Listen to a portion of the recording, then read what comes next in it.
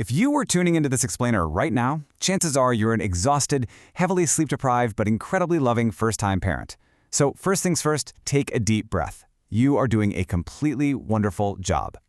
Today, we're tackling what is easily the single most stressful topic that keeps new parents up at night, and that is my baby actually getting enough milk?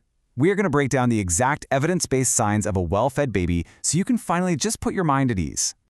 Is my baby eating enough? I mean, it's such a simple question, right? But if you're a new parent, you've probably asked yourself this, I don't know, maybe 10 times just today. It's that 2 a.m. anxious inner monologue. You're sitting there in the dark, the whole house is quiet, and this sudden fear of falling short as a provider just totally takes over. Trust me, it is a universally relatable experience. And the anxiety, it escalates so fast, doesn't it?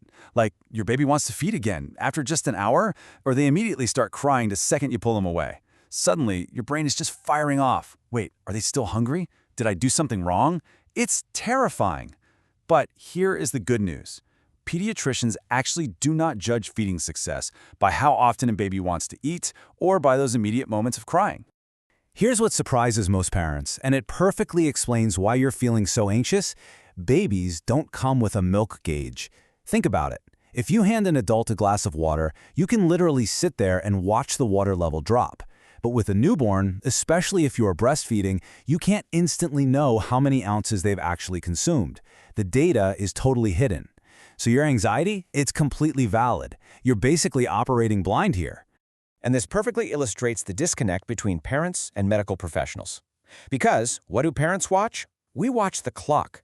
We log every single minute on an app and absolutely panic if it's been 45 minutes instead of 2 hours. But doctors, they watch the output. They focus entirely on what's coming out of the baby because, well, that is undeniable proof of what went in. So what exactly should you be looking for instead of the clock? Let's look at the 3 signs of success, the pediatrician's checklist. Think of this as your new, totally stress-free checklist. Most people don't realize this, but the very first major sign of success isn't how long the baby spent feeding. It's actually wet diapers. According to top pediatric organizations, regular wet diapers are simply the absolute best, most objective indicator that a baby is getting enough fluids. It is direct, undeniable physical proof.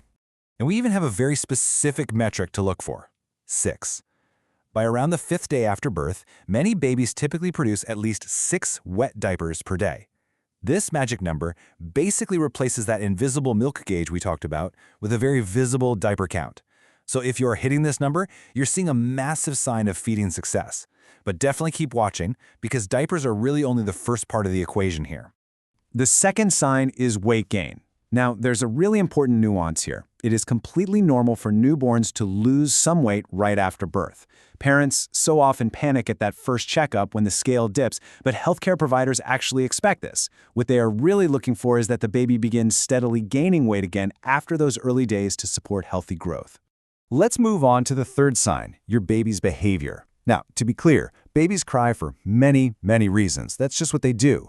But a baby who is feeding effectively will generally show clear periods of comfort between feeds. They'll have these great moments where they appear deeply satisfied, calm, and they're just alertly looking around.